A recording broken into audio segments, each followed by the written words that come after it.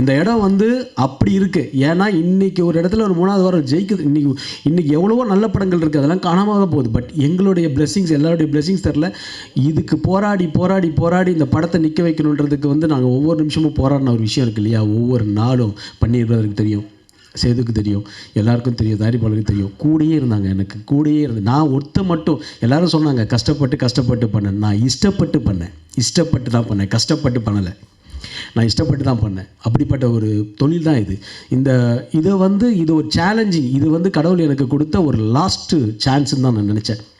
எப்படி ஒருத்தர் திருநெல்வேலி படத்தில் ஒரு இட்டு கொடுத்தானோ 25 வருஷம் ஆகுது எனக்கு இன்னொரு படம் இட்டு கொடுக்கறதுக்கு. இன்றைக்கி அப்படி இருக்குது சினிமா. எத்தனையோ படங்களுக்கு சேமாக தான் உழைக்கிறோம், அதே தான் உழைக்கிறோம். ஆனால் அந்த உழைப்பு வந்து நம்மளுக்கு வந்து ரொம்ப ரொம்ப அவமானம் சந்தித்து கூட இருக்கிற எல்லாருமே வந்து ஒவ்வொரு மாதிரி பேசி எல்லா பாரத்தையும் கிரியேட் பண்ணி அதை மனசுக்குள்ளேயே வச்சுக்கிட்டு என்னடா இதுன்னு. நான் உண்மையாலே இந்த படம் நினச்சேன், இந்த படம் இல்லைன்னா நெக்ஸ்ட்டு நான் வந்து பண்ணுறதாவே இல்லைன்ற மாதிரி ஒரு சூழ்நிலைக்கு தள்ளப்பட்டேன்.